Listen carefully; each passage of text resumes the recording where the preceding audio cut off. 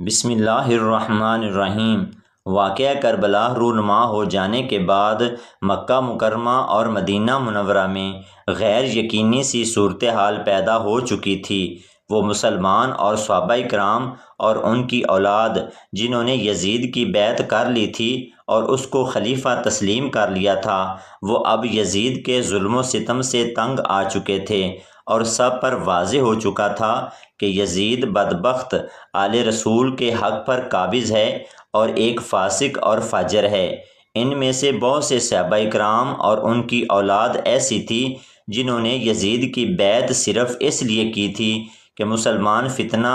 اور رنجشوں کا شکار نہ ہوں اور کسی ایک نام پر متفق ہو کر اس کو اپنا خلیفہ تسلیم کر لیں۔ لیکن یزید بدبخت نے جب کربلا کے میدان میں اہل بیت اطہار کے ساتھ ظلم و زیادتیاں کی اور ان کو شہید کروا دیا تو پھر اہل مدینہ اور اہل مکہ یزید کی اس بیعت سے دستبردار ہو گئے تھے۔ محترم ساتھیو، ایسے وقت میں حضرت عبداللہ بن زبیر ہی ایک ایسی شخصیت تھے جنہوں نے یہ ذمہ داری اٹھائی اور مسلمانوں کو متحد کرنے کی کوشش کی اور انہوں نے خلافت کا اعلان کیا۔ چنانچہ مکہ مکرمہ اور مدینہ منورہ میں بہت سے مسلمان عبداللہ بن زبیر کے ہاتھ پر بیعت کر چکے تھے۔ محترم ساتھیو، ان معلومات کو آگے بڑھانے سے پہلے عبداللہ بن زبیر کا خاندانی پس منظر اور ان کی شخصیت کے بارے میں جاننا نہایت ضروری ہے۔ حضرت عبداللہ بن زبیر زبیر بن عوام کے بیٹے تھے۔ آپ کی والدہ حضرت اسماء حضرت ابو بکر صدیق کی بڑی بیٹی اور حضرت عائشہ صدیقہ کی حقیقی بہن تھی۔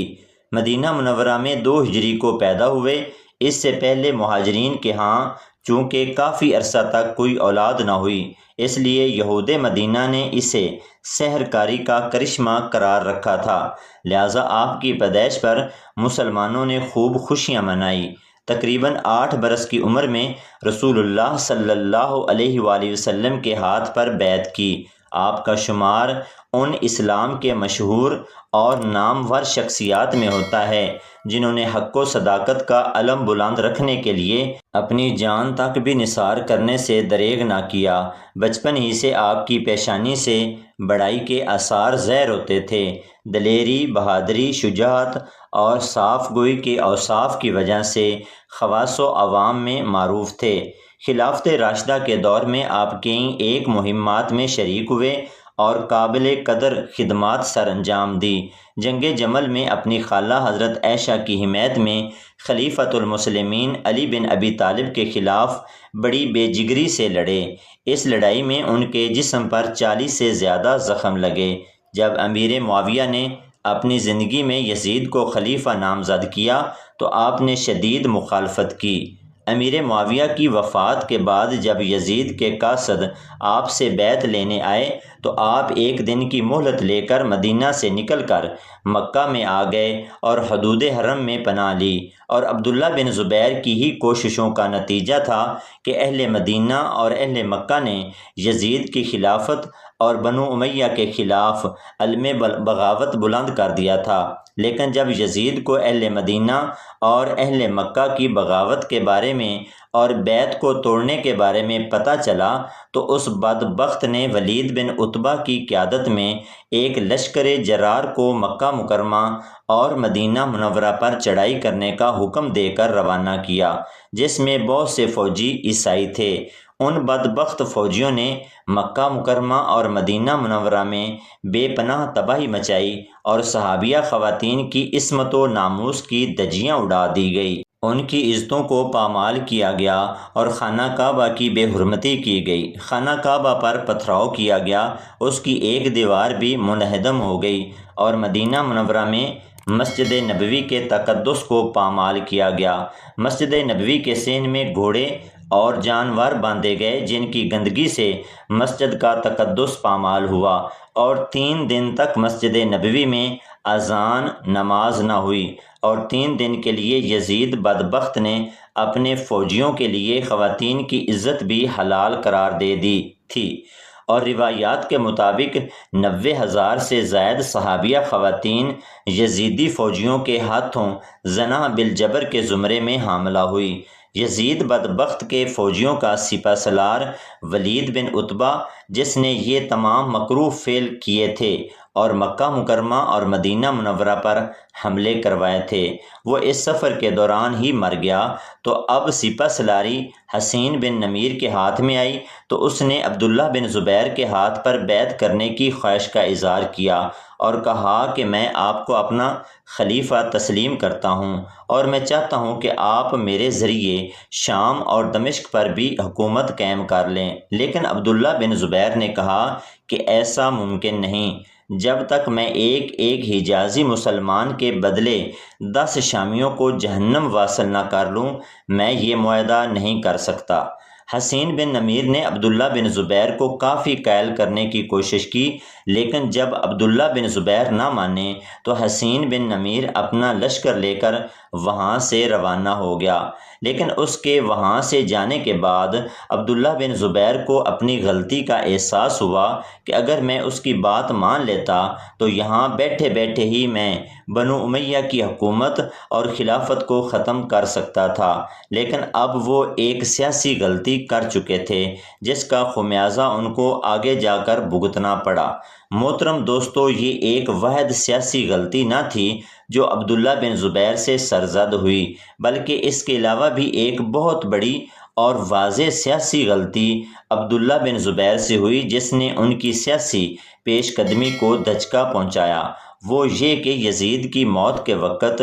مروان بن حکم مدینہ میں تھا اور عبداللہ بن زبیر کی بیعت کرنے کو تیار تھا، لیکن حضرت ابن زبیر کو بنو امیہ سے سخت نفرت تھی، جس کی بنا پر انہوں نے مروان بن حکم سے ہاتھ ملانے کی بجائے اور اس سے بیعت لینے کی بجائے اسے مدینہ سے نکال دیا، اور مروان نے دمشق پہنچ کر اقتدار پر قبضہ کر لیا اور اس کے بیٹے عبد الملک نے ابن زبیر کی حکومت کو ختم کر ڈالا۔ محترم ساتھیوں، مکہ مکرمہ اور مدینہ منورہ میں جہاں بہت سے مسلمانوں اور صحابہ اکرام نے عبداللہ بن زبیر کے ہاتھ پر بیعت کر کے ان کو خلیفہ تسلیم کر لیا تھا، وہیں پر حضرت علی رضی اللہ تعالی عنہ کے صاحبزادے محمد بن حنفیہ بھی ایک نہایت متاثرہ کن اور مشہور شخصیت کے مالک تھے۔ چنانچہ انہوں نے عبداللہ بن زبیر کی خلافت کو تسلیم نہ کیا، جس کی پاداش میں عبداللہ بن زبیر نے محمد بن حنفیہ پر سختیاں کی۔ ابن زبیر نے ابتدا میں محمد بن حنفیہ پر اپنی بیعت کے لیے زیادہ زور ڈالا تھا، مگر جب کوفہ وغیرہ پر مختار ثقفی کا قبضہ ہو گیا اور اس کی قوت میں اضافے کے ساتھ عراق میں ابن حنفیہ کی بیعت کرنے والوں کا دائرہ زیادہ وسیع ہو گیا تو ابن زبیر کو ان کی جانب سے خطرات بڑھ گئے۔ اس وقت انہوں نے ابن حنفیہ اور ان کے ساتھ ابن عباس پر بھی دباؤ ڈالنا شروع کیا، لیکن یہ لوگ بیعت کے لیے آمادہ نہ ہوئے۔ آخر میں انہیں اور ان کے تمام اہل خاندان کو مکہ کی ایک گھاٹی میں نظر بند کر دیا۔ ایک روایت یہ ہے کہ ابن حنفیہ کو چاہے زمزم کی 4 دیواری میں قید کر کے لکڑیوں کا انبار لگوا دیا اور دھمکی دی کہ اگر وہ بیعت نہ کریں گے تو انہیں جلا دیا جائے گا۔ محترم ساتھیوں، مختار ثقفی نے اس موقع پر امام زین العابدین کے ساتھ رابطہ کرنے کی کوشش کی کہ کسی طرح سے ان کی سرپرستی میں وہ مسلمانوں کو متحد کرے اور عبداللہ بن زبیر کے مقابلے میں اپنی خلافت کا دعویٰ کر سکے، لیکن امام زین العابدین علیہ السلام نے مختار سے کنارہ کشی اختیار کیے رکھی۔ پھر مختار ثقفی نے محمد بن حنفیہ سے اپنی سرپرستی چاہی، لیکن محمد بن حنفیہ جانتے تھے کہ مختار ثقفی کو اگر میں نے اپنی سرپرستی میں لیا تو عبداللہ بن زبیر میرے ساتھ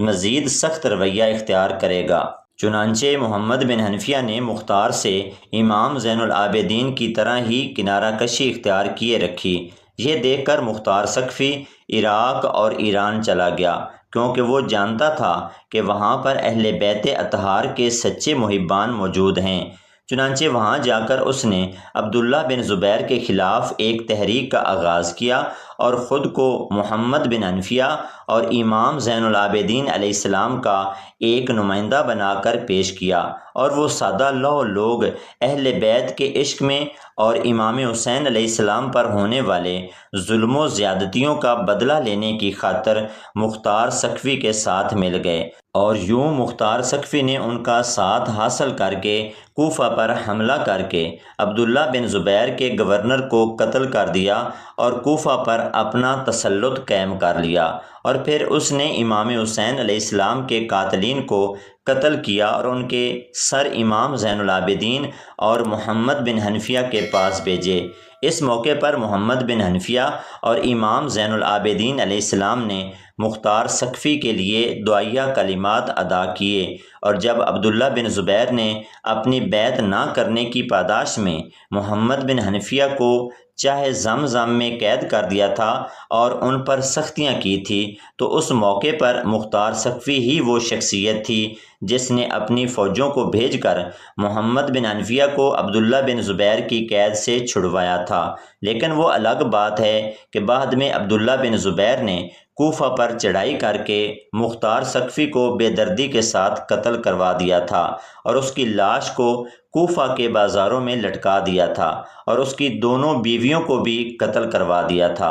محترم ساتھیوں، اس موقع پر محمد بن حنفیہ کا کردار شکوک و شبہات کا شکار ہی رہا۔ آپ نے عبداللہ بن زبیر کی نہ تو کھل کر حمایت کی اور نہ ہی اس کی مخالفت میں کوئی تحریک جاری کی، لیکن وہ مسلمان جو محمد بن حنفیہ کی تقلید کرتے تھے وہ محمد بن حنفیہ سے کافی حد تک مایوس ہوئے، اور انہوں نے عبداللہ بن زبیر کا ساتھ دینا شروع کر دیا، اور بعض نے مختار سقفی کی طرف اپنا رجحان دکھایا۔ محترم ناظرین، تاریخ اسلام کے یہ وہ سچے اور تلخ واقعات ہیں جو صرف ماضی کا حصہ نہیں بلکہ آج بھی ہمیں حق، صداقت، قربانی اور سیاسی بصیرت کا سبق دیتے ہیں۔ عبداللہ بن زبیر کی بے مثال جدوجہد، اہل مدینہ و مکہ کی غیرت ایمانی اور مختار سقفی کی انتقامی مہم، یہ سب تاریخ کے اوراق میں محفوظ وہ چراغ ہیں